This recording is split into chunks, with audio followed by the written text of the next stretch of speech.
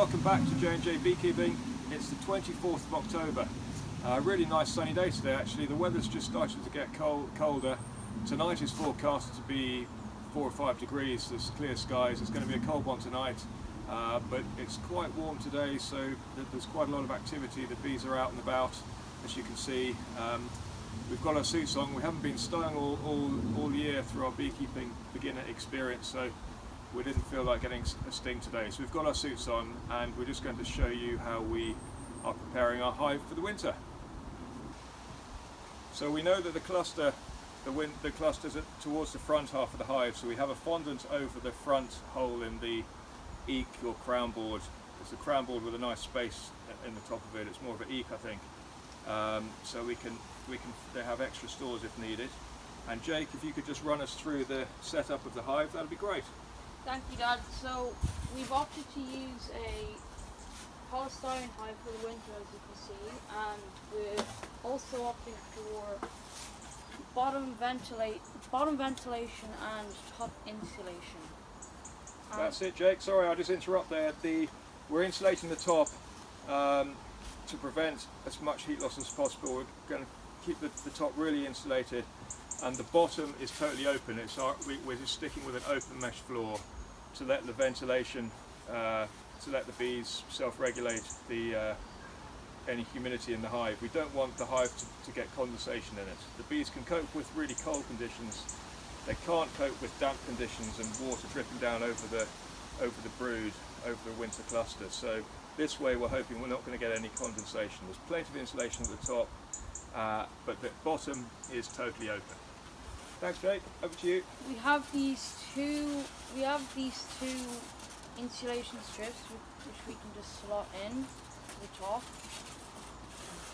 fit it across the length, and we also have this piece of insulation which we put down to size so it fits snug in.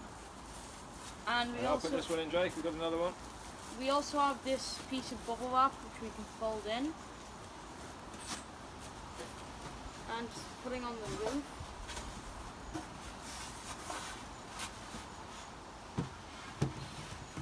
Now that we put on our roof, we have these straps that my dad's going to put on to prevent the hive from moving during windy conditions.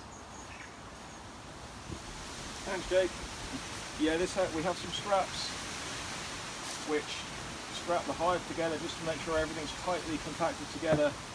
There's no gaps at all. But also underneath the hive we have a wooden piece across the centre. So this strap is underneath a wooden bar which is secured underneath the hive stand. So it's actually securing the hive together, but it's also securing the hive onto the hive stand. So this is a kind of double fixation.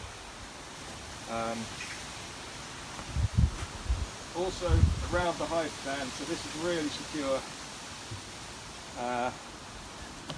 and that would be okay like that, but what we've also done is, you can see we've put removable skirting around the bottom. So from the bottom of this skirting to the open mesh floor is about 8 inches. So this is just giving a bit of extra protection against any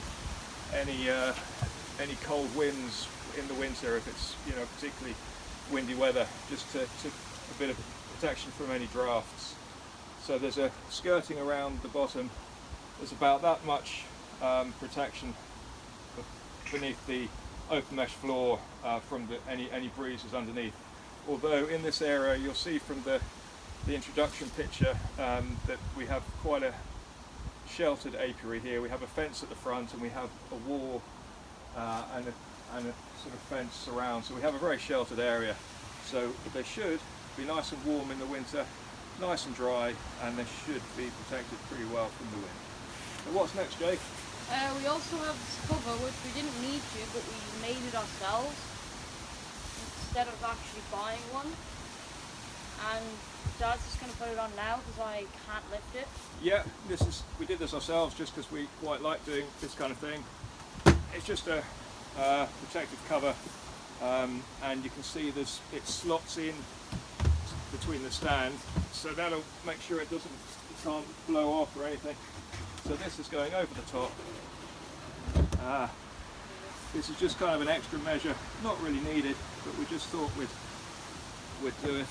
And then Jake has a piece of roofing felt. We had a bit of roofing felt in the shed, so that's nice overhang to keep any water away from the entrance. And there's a couple of bricks there just to secure it. Yeah, bricks to keep it down on the ground, even though we already have the strap and everything, just in case. And we also have little holes in the very side that we can put cable ties in just to make sure that there's no movement at all in the hive. Yeah, if there's a storm forecast, we can always there's a hole here. I've put a hole in each side, so we can put some cable ties through and just secure it to the hive stand. The hive stand itself is really sturdy, and these concrete blocks, the paving slabs, are sitting on feet just to push the hive stand down as well. So it's not going anywhere. It's really solid, much more solid than we need. But we switched the edge of the block over to just 4 small holes, which further protects the hive from some breezes and also protects the hive from mice, which we have found, as you would have seen from our last video. Thanks Jake. Yeah, we saw a mouse in our wasp trap on the last video, which is quite interesting, so there's only a short clip if you want to watch that. So thanks for watching with us this year on our beginner journey and sharing the journey with us.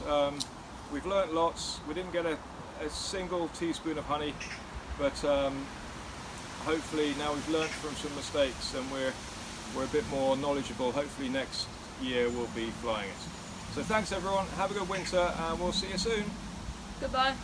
Bye.